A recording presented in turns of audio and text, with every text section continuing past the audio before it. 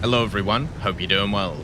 Today we're going to have a look at a replay from Red Harlock, which, if you don't know, is a guy called Red Andreas.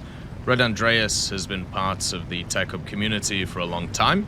He's a fun old German who can be quite quirky and enjoyable at many times, and somebody I've had many great conversations with over the years. And he pinged me a few weeks ago, basically saying, hey, I've got a replay if you want to have a look at it, and well, here we are. Andreas is playing the new Tiger, the one which is from the Tiger pack. There was two of them. There was this one with the flag on it, with the additional trees on the side, or the additional wood, and then the other one which is the camouflage one. The Tiger pack seems to have sold pretty well, and people have enjoyed it, which is actually really cool to see, and I'm glad that people are getting into it. The other thing is, if you want your replays displayed on the channel and also looked at, please ping me on the Discord. You can join the Discord. There's a link in the description to the Linktree, and it'll take you to the Discord, so you can get involved. We're also on Attica here, which is the new map that they added in the last updates. This replay is from the 22nd of December, so a little bit ago, but you know, it's taken me a bit of time to get through everything, and I thought this was a perfect time in the new year to start the new series once again, which is showcasing people's replays. So we're probably going to do this like once a week, so if you want to get involved, make sure to send me some stuff. So this vehicle, the Tiger, technically just a standard H1 with a very small amount of armor on it, is going to be part of a pretty big powerhouse lineup going forward, with obviously all the other Tigers and some other things. You can even see on the vehicle though that Andreas has added a few other things. You have the helmets on the back, you have the kind of this here, which is the decoration from back in the day, then also a good old Panzerfaust on the back of it.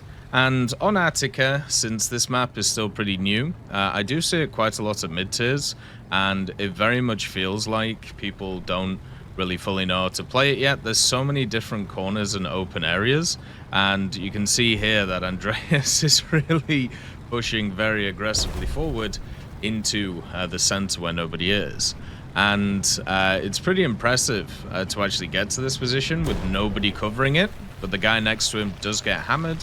There's planes coming in, the good old American Cass coming in to deal with him, but he got lucky there. Let's be honest, you know, those bombs could have easily killed him, but sometimes on really good matches you need a bit of luck. So he's been hit, he's tracked, just getting those back up. He's just going to chill here for a while. It's kind of crazy how he's seen like absolutely no real setups here. Like there's been nobody coming to attack him apart from that one T-34-85 at the start, which shows that on maps like this, which are pretty open, if you get lucky with like the positioning at the start, you can really take advantage of what's going on. So the enemy team has pushed to Alpha. You can see that our team is all around Charlie, so you don't really need to enforce that area. They're going to do a good job there.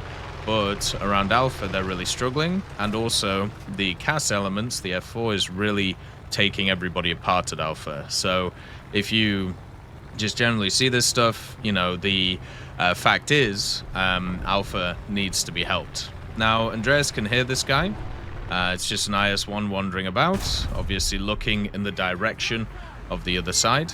And it looks like, you know, the dude just walked past, and the T-34 is doing exactly the same thing.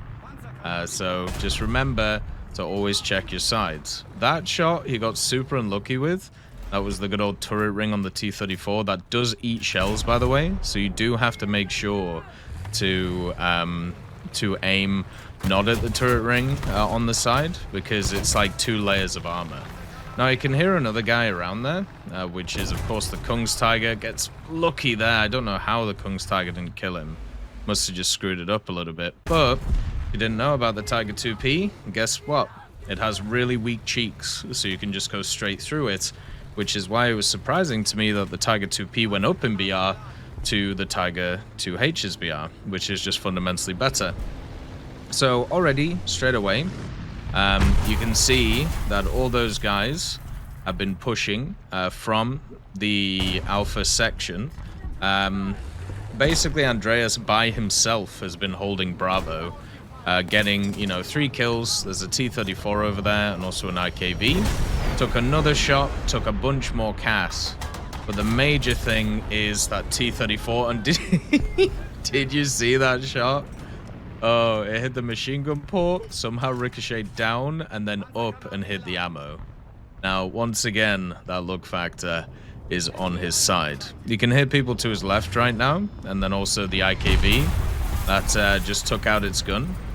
The IKV is an incredibly annoying little vehicle to face if it gets the first shot off, because it obviously has that pretty high penning round. But this guy has shot Andreas twice and has done a gun damage and a commander, so really hasn't done too much to him, which is quite nice. You can actually machine gun the IKV 103 to death because it has where the gunner is, basically. You know, you can just kind of machine gun that area. We also have another Tiger just wandering past, which is going to get shot. As a little kind of tidbit or a little bit of help, when it comes to capture zones, if you own the capture zone and you are repairing, you'll actually repair quicker on it. So you can see here, as he caps the zone, it actually reduces the amount it needs to repair by a few seconds. And this is pretty standard for this type of thing. So just remember that if you are looking to repair a vehicle. If you're close to a capture zone, it's actually better to repair on the capture zone. So there you go. That was the IKV dead. I don't know what happened with the shot there. That was kind of weird, but it worked. And the other thing is Andreas is getting back a crew member. You can see by the fact that the crew replenishment is now at 0.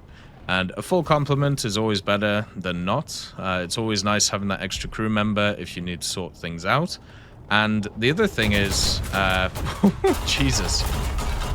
Alright, a BTR ZT has decided that he wants to have a go. I don't think I would have done that. Oh my god, another CAS just coming in and battering this thing. Jesus, what the hell did he get hit by? Was that a rocket? I think that might have been a rocket. You know what's cool about this, though? You can see the battle damage of the wood and, you know, all of the other stuff. Oh my. Okay. More rockets coming in. Oh, it's the A-21. Yeah, that one actually has some pretty cool rockets on it. But we're getting the repairs in, which is good. And the A-21 coming in. Oh dear. Even a God of War falls apart.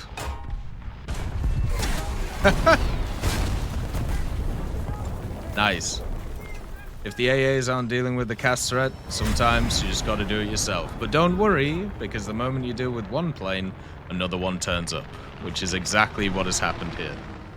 Wow, there's just stuff going on all over the place at this Bravo point. And think about how, like, at the start of this battle, he basically was just kind of chilling in the enemy's area, and there wasn't really anything there.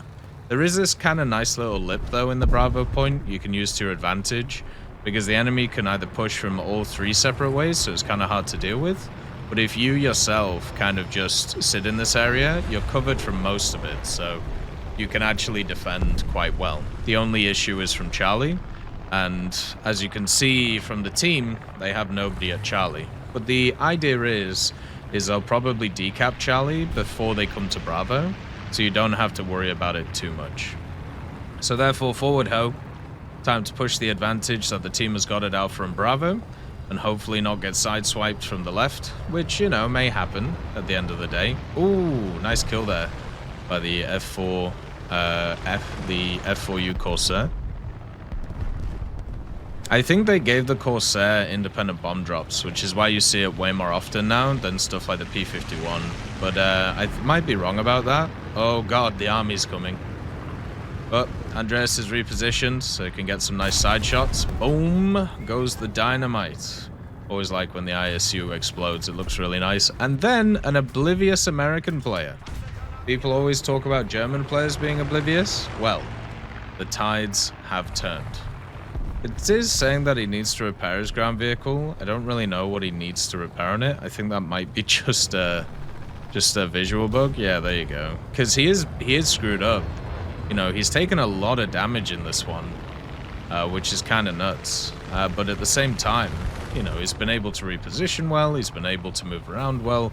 Overall, it's been able to do really good, so... The shots have been on point, apart from that one on the T-34. He's been very clean with this gun, which is a very good gun, by the way. If you haven't used the Tiger, the 88 with this shell right here, the APC-BC, is very, very powerful. And, you know, can basically just do whatever you want. Both shells have their advantages when it comes to the Tiger. Just make sure you get the ones with the HE filler. So pushing the advantage, obviously, is very close to a nuke, so he wants to try and get that nuke done. Even in a heavy tank, you can tell with 9 ground kills, 1 air kill, and 1 ground, it's going to be pretty good. The gun just randomly fired there. I don't know what caused that, but sure. Good old replay bugs. And yeah, he's just pushing the spawn and having a look at planes, making sure he doesn't die. And then let's see what he wants to do. But you can hear guys to his left, you can hear guys to his right. So he's having a look left. Because right, there's guys like over here. If you have 7.1 surround sound on, by the way, it's very easy to hear these guys all over the place. And on Attica, since it's kind of an open map, it's quite easy to pick out where targets are. Like, there's a guy at his 5 o'clock, and there's a guy at his 3 o'clock right now. And of course, there's a spawn ahead. So yeah. So he's just trying to survive here, you know, basically trying to wait for somebody to push this area so he can just clock them instead of going too far forward. Because unfortunately, the issue that he's going to have here is, of course, if he gets flanked, he's just going to get shot in the side. And since nobody is on the right-hand side of the map, it's going to be a problem. So decides to move back, get back to Bravo, and see if that kind of coaxes people out. And it looks like, after he's seen to push back, whoop, a Israeli Sherman, which we heard previously, shot right over his head. So, yeah. And then, ooh, look at that. Right on the corner there. And that means it's nuke time.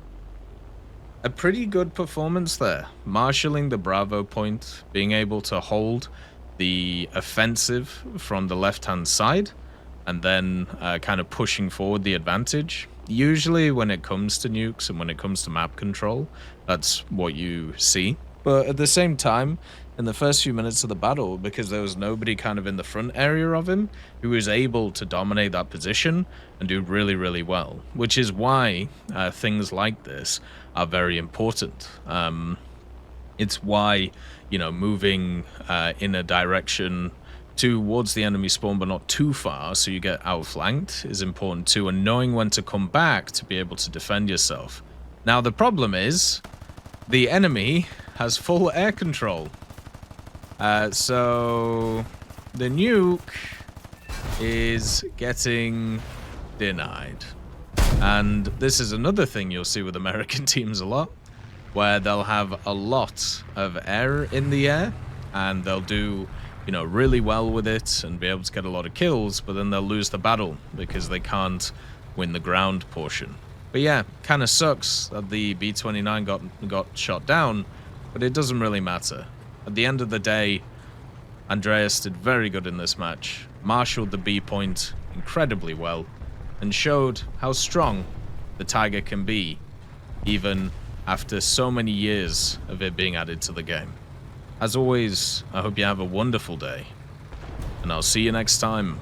I'd just like to thank GMG Smiley, CD Beans, Chieftain Mike, EMN3 Galaxy, Tulio Pontecovo, Brendan Quinn, Carrion Crow, Gus Irenicus, Pyman, Wartinder, Teddy, Daniel Stanton, Martinez, B. Young, Ozzy Panzer, Alan Hacker, Liam Shear, Opium Prime, Lafouche, Sem, Aslan, Uncle Bean, and Derek R.